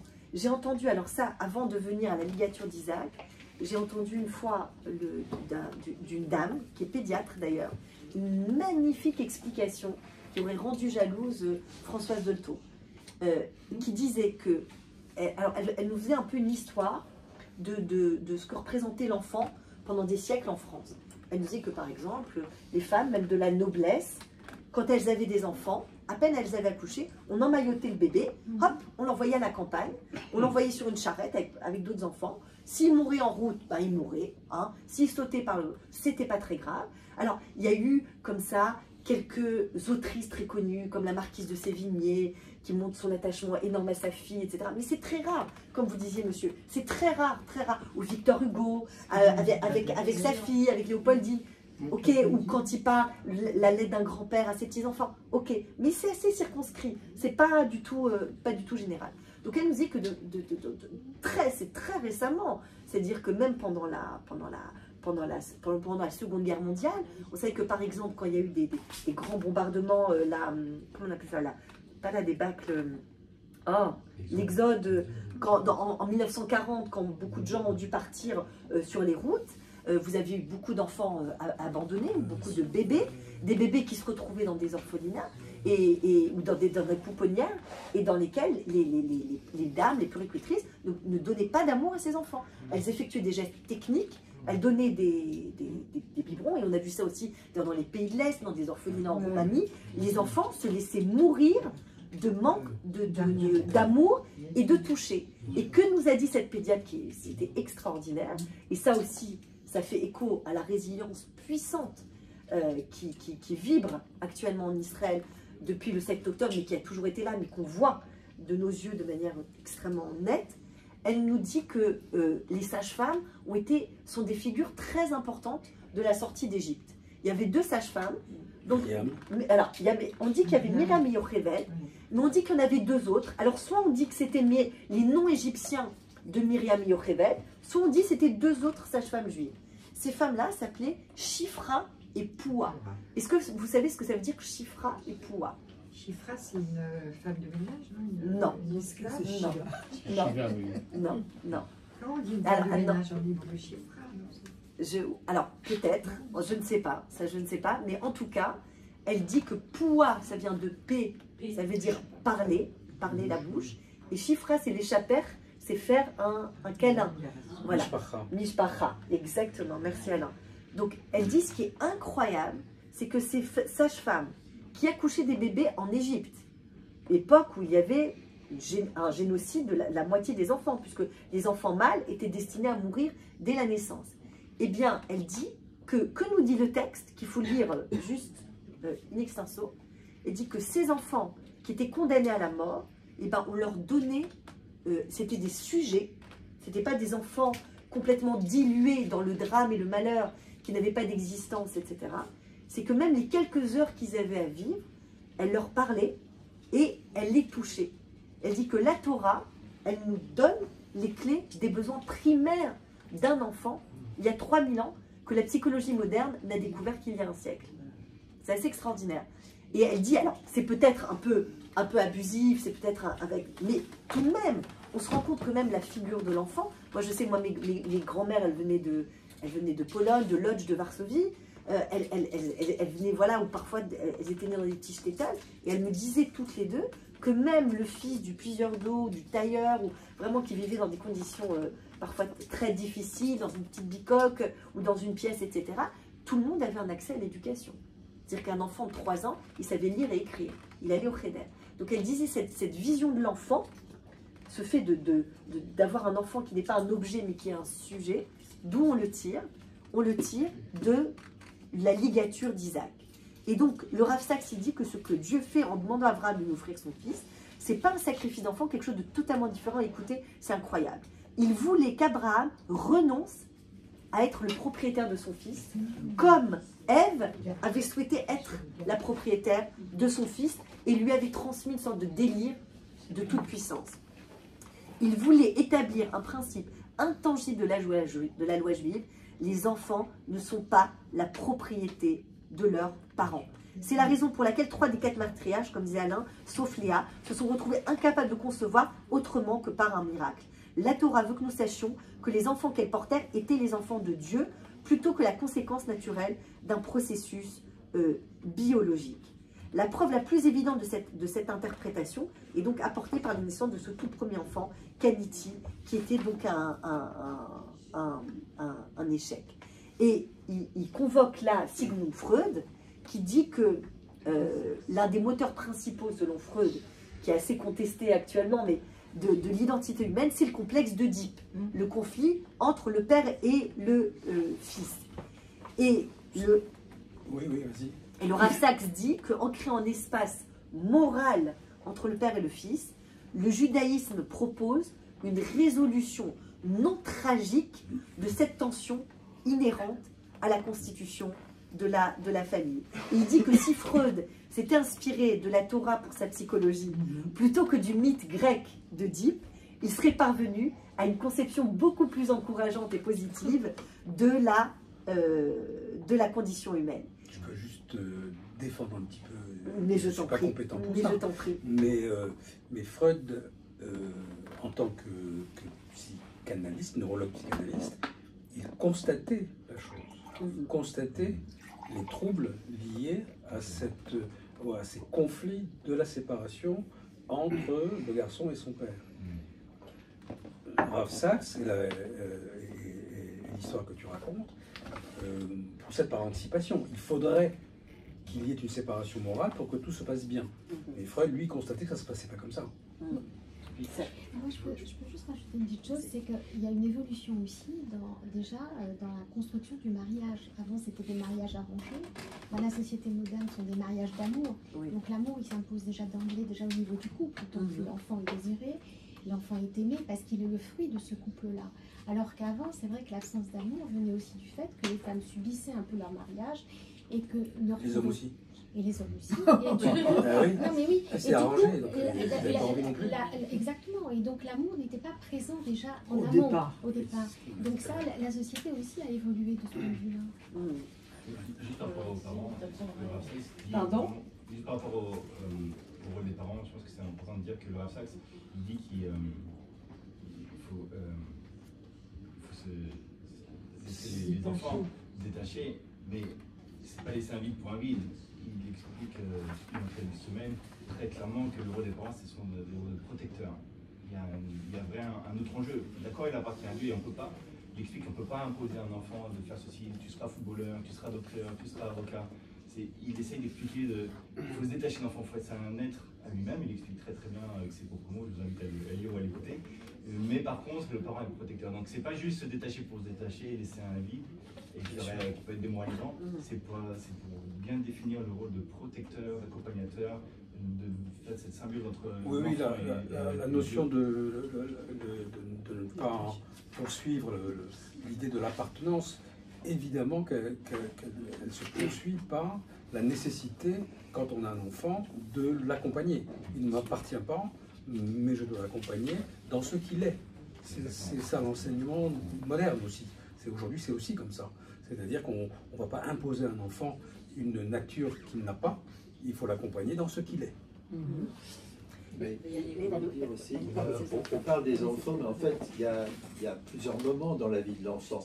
Il y a ses premières années, on va dire jusqu'à 7 ans, et on peut affirmer, sans trop se tromper, que dans le passé, disons il y a plus de 100 ans, la mortalité infantile était telle qu'on peut imaginer que c'est difficile de s'attacher à un petit enfant qui étaient très très très vulnérables. Tout à fait. Et donc quand on voit qu'on envoyait ses enfants au loin pour les éduquer par des nourrices ou autres, parce qu'on avait une vie sociale ou mondaine, bon, c'est une chose qu'on peut comprendre, mais on voit aussi que ces enfants revenaient et les parents leur donnaient une très haute éducation. Donc on commençait à s'en occuper quand ils savaient, disons, bien parler, c'est-à-dire avec l'âge de 7 ans. Viable, quoi. Quand ils avaient 7 ans, enfin, quand ils étaient déjà assez grands. Et donc cette relation, elle a évolué, peut-être aussi avec la médecine, parce qu'aujourd'hui, on gère beaucoup mieux tous les problèmes de la petite enfance, et la mortalité infantile est chutée totalement. Donc le relationnel qu'on établit avec les petits enfants... C'est humain,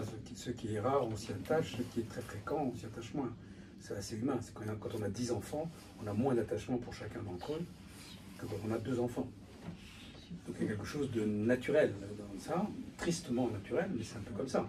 Avant, les familles étaient tellement nombreuses que c'était impossible pour les parents d'être aussi attentifs pour chacun d'entre eux.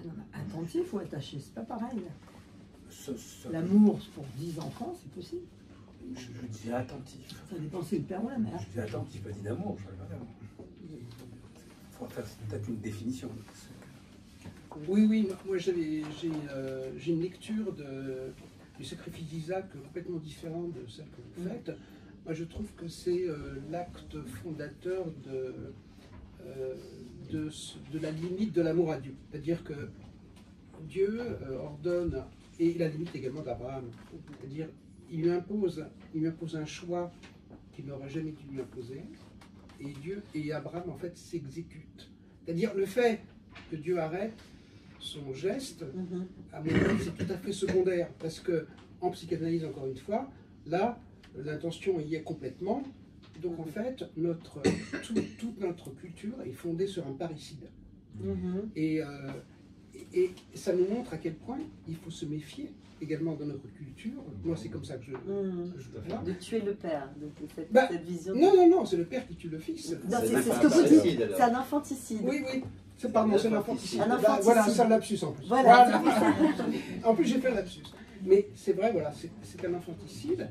Et ça nous montre à quel point il faut être toujours vigilant, y compris dans ce qu'on croit être ce qui nous structure notre culture, parce qu'on peut être parfois sous forme d'une certaine obéissance qui peut être irréfléchie ou aveugle, à faire des actes qui sont monstrueux. Voilà. Donc, toute la richesse que je ne connais pas de notre Torah, c'est qu'il y a le pshat et puis l'interprétation derrière. Dans le pshat, ça pourrait être un infanticide dans l'intention, mais qui ne s'est pas réalisé. Mais si elle ne s'est pas réalisée, il y a un sens. Mais il existe quand même cet infanticide. Voilà. Il est relaté. Tout à fait. Voilà. En tout cas, le Rav Sachs, votre vision est très intéressante et elle existe et Rav Sachs ne la dénie pas, mais il choisit cet axe parce qu'il est toujours habité par une vision extrêmement porteuse, optimiste. Voilà, c'est vraiment sa grille de lecture. Mais on peut aussi comprendre, j'interviens à ce que vous venez de dire, on peut aussi comprendre le cheminement d'Abraham comme quelqu'un qui est un fou de Dieu et quelque part un extrémiste et qui va tellement loin qu'il est prêt à tout dans ce qu'il pense qu'on lui demande, jusqu'à peut-être ce... Abraham a beaucoup discuté avec Dieu. Je suis d'accord avec elle. Voilà, mais jusqu'à un point où justement il y a un moment peut-être de clarté dans son esprit, de lucidité, en se disant c'est pas possible qu'il me demande un truc aussi contradictoire avec l'idée d'avoir des... Non, mais dans d'autres occasions, il a, enfin le peu que je connais, mais déjà à Sodome, quand il y a de la négociation. Abraham a négocié, il y a 10 ans, je ne suis pas d'accord avec toi. Donc c'est pas de l'idolâtrie à l'égard de Dieu, de la part d'Abraham. Non, mais c'est un sentiment extrêmement fort de suivre le plus possible ce qu'il pense être une vérité, jusqu'à un point d'incohérence peut-être qui lui apparaît en disant c'est incohérent de sacrifier un enfant. Mais il arrive, vous voyez, à se battre aussi contre son sentiment d'amour naturel. Il est très attaché à Ismaël et Dieu lui dit tu écoutes la voix de ta femme et il chasse Ismaël et Agar.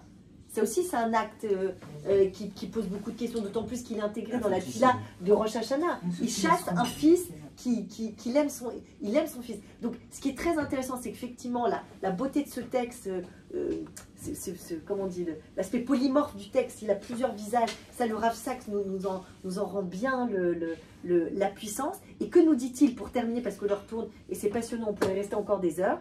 Il nous dit qu'en fait, cette vision-là de Dieu comme étant une sorte de parent non interventionniste, c'est-à-dire qui se met en recul pour laisser exister son enfant, eh bien, il a exactement la même vision avec sa terre. Je vous donne juste dans la promesse qu'il fait à Abraham, il lui dit, c'est source 6, « Va'aretz lotimaker litse mitut, ki li haaretz, ki gerim vetoshavim atem imadi. » Nulle terre ne sera aliénée irrévocablement, car la terre est à moi, car vous n'êtes que des étrangers domiciliés chez moi. C'est difficile. C'est-à-dire c'est une promesse à condition. Je te donne un enfant, pas sûr. Quand, comment, c'est moi qui décide. Est-ce que tu le gardes, est-ce que je le reprends? C'est aussi une discussion qu'on a ensemble. Et en fait, le Rav Sachs lit de manière merveilleuse l'attachement de l'homme à sa terre et l'attachement d'un parent à ses enfants.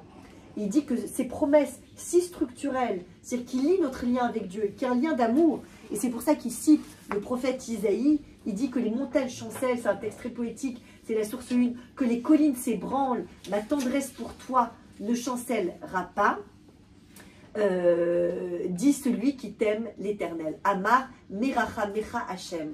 Alors c'est intéressant que le Rav Sachs traduit le terme, il dit que ce que a voulu dire Isaïe dans ce texte-là, c'est ce que dit Dieu qui aime son peuple, mais c'est pas Dieu Av, c'est Merachem.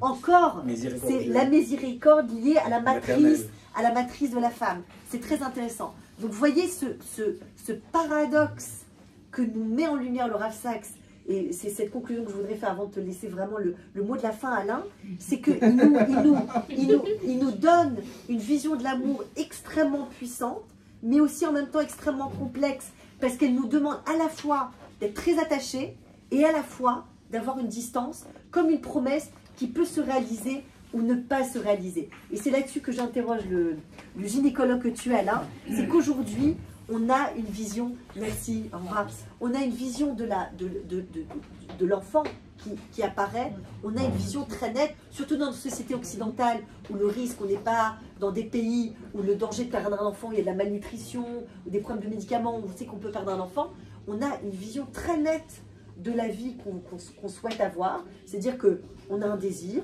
on veut que cette promesse se réalise, on a une certitude absolue, il est hors de question que qui que ce soit, qu'elle ne se réalise pas. Mais de fait, on se rend compte que malheureusement, cette promesse qu'on porte, en tout cas, moi c'est ce que je vois chez beaucoup de mes clients, elle n'aboutit pas, parce qu'il y a beaucoup de divorces, beaucoup de séparations, et que l'enfant est souvent plus l'objet parfois d'un conflit parental, plutôt que le sujet. Par exemple, et vraiment je termine là-dessus sur ma pratique professionnelle, en droit de la famille, vous avez un axiome principal qui s'appelle l'intérêt supérieur de l'enfant. Ça ne veut rien dire, c'est expliqué nulle part, mais le Code civil vous parle de l'intérêt supérieur de l'enfant. Alors évidemment, il faut aller dans les décisions, dans la jurisprudence, dans la doctrine pour voir qu'est-ce que ça veut dire.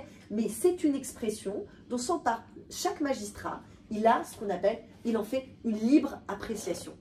Voilà. Et aujourd'hui, effectivement, on a l'impression qu'il y a une vision très nette de ce que c'est l'intérêt supérieur de l'enfant, mais ça achoppe sur les difficultés du monde dans lequel on vit. Et c'est ce décalage entre la promesse d'une vie, d'un amour, d'un enfant qui traverse les gens et la manière dont ça s'écroule, de cette confusion qu'on voit voilà, chez les médecins, qu'on voit chez les avocats. Comment tu expliques en fait ce passage parfois très brutal entre le rêve, ce fantasme de famille, d'enfants, d'amour, et qui ne se réalise pas, cette promesse qui ne se réalise pas? Mais comme dans la Torah, on parle d'humains. Et on a des humains, ils ont des rêves, des envies, des fantasmes, on peut dire. Mais les réalités de la vie font que ces rêves ne se réalisent pas toujours. C'est, à mon sens, mais c'est vraiment très très personnel, s'il y a un intérêt dans la religion, c'est justement de mettre un cadre pour permettre que nos fantasmes se réalisent. C'est-à-dire qu'on peut avoir toutes sortes de fantasmes en tant qu'humain. On a envie de plein de choses, on a des pulsions de plein de choses. Certaines ne sont pas réalisables, d'autres sont très néfastes à soi-même et même à la société. Et donc, quel est le cadre qu'on connaît depuis des siècles et des siècles? C'est le cadre religieux, qu'on peut contester, qu'on peut négocier, ce qu'on voudra. Mais ce dont tu parles, la déliquescence actuelle des couples depuis une vingtaine d'années, de cette famille qui se défait, mais cette famille se défait surtout dans les grandes agglomérations, un peu moins ailleurs, ça fait partie des phénomènes humains normaux. Tu ne fustiges pas aussi durement que le fait, on va dire, le Rav Sachs? Non, je n'ai pas aimé son prêche contre la modernité de la vie d'aujourd'hui, parce qu'elle, à mon sens, elle n'est pas dans la réalité du jour. C'est pas comme ça. La société n'est pas comme ça. Est-ce que, et tu avais posé la question, est-ce que la société juive, la famille juive correspond plus à ces critères? Je ne sais pas. Je ne sais pas, mais tu m'as dit toi-même qu'il y avait autant de divorces dans les familles religieuses que dans les familles non religieuses. Donc ça pose une vraie question. Est-ce que le cadre existe malgré la religion? Alors, le Rav Sachs donne une solution, et là vraiment ce sera le mot de la fin sur lequel je souhaite interroger. Il dit que, en fait, pour préserver l'amour dans une famille, il faut créer un pont entre les générations. Comment créer un pont entre les générations? Il dit c'est la manière dont on transmet, et ça serait très intéressant de vous entendre le peu de temps qui nous reste, dans l'histoire qu'on fait passer de génération en génération. Il dit d'où est-ce qu'on apprend ça? Et ça fait d'ailleurs écho à ce que vit la société israélienne. Il dit on apprend ça dans la parashat Bo. Dans la parashat Bo, c'est les premières mitzvot qu'on donne au peuple juif, avant même le don de la Torah. On leur demande de faire le Korban Pessah, le sacrifice pascal, quoi, comme on le traduit. Et il y a aussi une mitzvah qu'on a tendance à oublier, c'est Moshe demande aux Bnei Israël, qui sont encore avec leurs habits d'esclaves, l'octeux, ils ne sont pas encore libérés, et la sortie d'Égypte n'a pas encore eu lieu, l'ouverture de la mer Rouge, rien. Il leur demande « Vegatel evincha » et tu enseigneras à tes enfants. Que je t'ai fait sortir d'Égypte. Que je t'ai fait sortir d'Égypte alors qu'ils ne sont pas sortis d'Égypte. Et le Rav Sachs dit « Observez la modernité du texte et de la vision juive de l'histoire. Vous parlez d'un événement que vous êtes en train de vivre et vous vous projetez d'ores et déjà vous-même plus tard que l'événement, et pas vous à vos enfants, mais vous aux enfants de vos enfants, de vos enfants, de vos enfants. » C'est-à-dire que cette résilience, elle est inscrite dans le narratif, dans l'histoire qu'on raconte à ses enfants. Est-ce que tu as l'impression, Alain, que les familles se portent mieux quand on raconte une belle et forte histoire? Alors, comme je l'ai dit en préambule, je ne suis pas sociologue. Mais tu entends les histoires de famille. J'entends l'histoire de famille. Tu vois les grands-parents dans les maternités, les parents. Oui, je les entends pas raconter des histoires.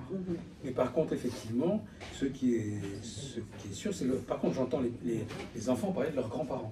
D'accord. Et les enfants qui parlent de leurs grands-parents, parlent toujours, j'ai jamais entendu quelque chose de négatif. J'ai pu entendre des choses négatives à l'égard des parents, mais très rarement à l'égard des grands-parents. D'accord. Il y a donc une force des grands-parents, j'en suis un, une force des grands-parents qui se transmet. Et cette transmission, je ne sais pas si elle passe par un discours, mais je pense, comme d'ailleurs Sachs le dit, Rav Sachs le dit et Cyrulnik aussi, par la richesse affective qu'ils transmettent. Ça passe par plein de choses. Cette richesse affective, c'est plein de choses. C'est la richesse affective.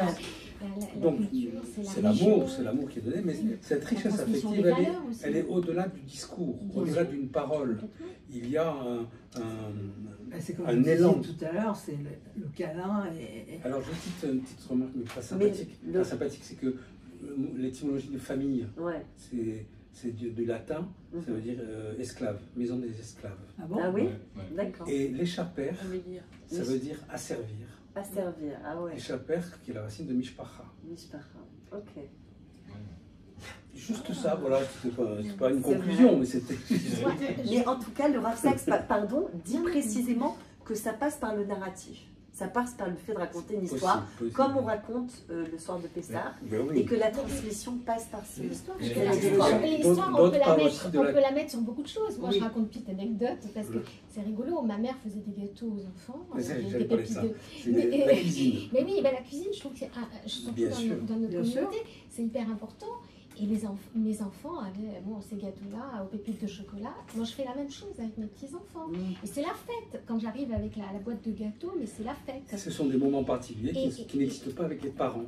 Il se passe autre chose avec les parents. D'où l'importance de cette transmission affective des grands-parents et autres autour, les oncles, tantes, etc., qui apportent cette richesse-là, à partir de laquelle, enfin, en tout cas sur laquelle, les enfants s'appuient très très souvent. Mais le Rav Sachs va plus loin que ça. Il dit que c'est œuvre de résilience. Ça permet de traverser les épreuves de la vie et les épreuves, que ce soit au sens communautaire ou familial.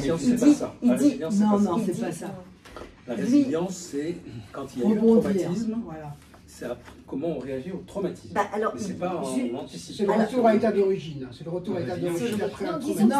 Ça permet de construire de façon beaucoup plus étayée ça rebondit en mieux. Un comportement qui va aider après. La résilience, c'est qu'on n'a jamais. Parce qu'avec toute cette richesse.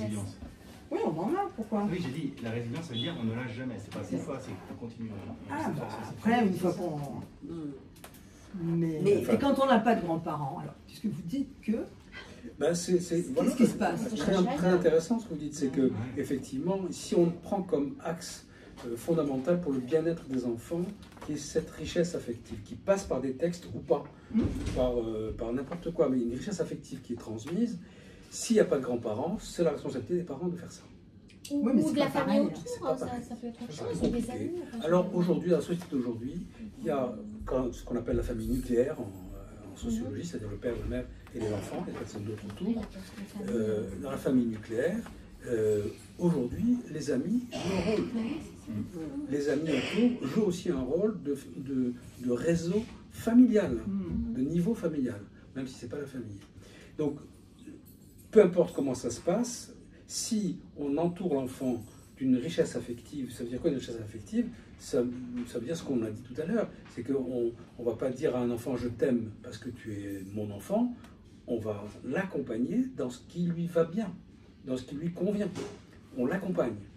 Ça n'empêche pas de mettre des règles, ce que vous voudrez, mais on accompagne l'enfant, et cette richesse-là peut, en général, se transmet facilement par les grands-parents, plus difficilement par les parents qui ont autre chose à donner aux enfants, évidemment, qui est bien plus fondamental que les grands-parents. Mais je ne parlais pas de ce que donnent les parents, je parlais de cet équilibre de richesse affective qui peut se transmettre comme ça, et essentiellement par les grands-parents. C'est important. J'ai dit famille, ça vit. Qu'est-ce qu'il y a? Juste pour compléter ce que vous avez dit, Flavico, vous avez dit l'étymologie de famille, c'est le service. Mais la vie juive, c'est service à Dieu. Donc la famille, c'est un super relais. Oui, et vous avez parlé de règles aussi. C'est vrai, ça peut être pris comme ça. La Torah, cette semaine, Mishpatim, qu'est-ce qu'on parle de l'éclat? Mais le Rav Sachs parle des contraintes, c'est-à-dire qu'il dit bien que, c'est ce que j'ai lu en tout cas, il dit bien que quand il faisait le prêche contre la sexualité libérée, contre les mauvaises mœurs, etc., il dit bien que constituer une famille, ça représente des contraintes, et qu'il faut accepter ces contraintes plutôt que de partir dans la débauche. Et donc la famille, c'est une contrainte. Et c'est un Mishpatim de cette semaine, quel est le premier message? Il y aura des esclavages, mais c'est de mettre des règles, parce que sans les règles, et la vie, et la Torah entière, les règles, c'est une contrainte. Mais dans le sens positif, pas dans le sens. L'étymologie. C'est pour ça que la religion, c'est quand même un tuteur, c'est une colonne vertébrale. Mais positive, ça apparaît. Mais vous voyez, en fait, l'ambition qu'on avait ce soir avec Alain pour conclure, vous voyez comme c'est intéressant, c'est que la pensée du Rav Sachs, elle est très vivante. Qu'on y adhère ou qu'on n'y adhère pas, elle permet de déployer beaucoup de champs de réflexion et de faire vivre l'altérité, la différence, les autres visions très fort. Et c'est ça qui me plaît beaucoup chez le Rav Sachs. Plus que tout autre commentateur, il a cette vitalité dans la pensée qui permet de rayonner, de naviguer dans la pensée. Deux mots de plus, et conclusion. Dans l'expérience que j'ai depuis une vingtaine d'années, dans mon coin de l'ouest de Paris, il y a une recrudescence incroyable de retour au religieux chez les toutes jeunes femmes. Avec, tout d'un coup, il n'y avait pas ça il y a plus de 20 ans, le respect du Shabbat, les fêtes, le mikvé, très, très régulièrement suivi. On ne peut plus programmer une césarienne un vendredi après-midi. Mais non, il y a Shabbat et je reçois la famille ce soir. Et ça, quand même, ça va dans le sens de, finalement, tout n'est pas perdu. Non. Tout n'est pas perdu. Il y a beaucoup de bonnes choses. Et évidemment, il nous appartient de prendre ces bonnes choses, de les continuer. Merci beaucoup, Alain. Il y a un peu une mode chez les jeunes. Merci beaucoup. Merci à vous deux. Je suis très impressionnée que c'était pour moi. Quoi? C'est la bouche.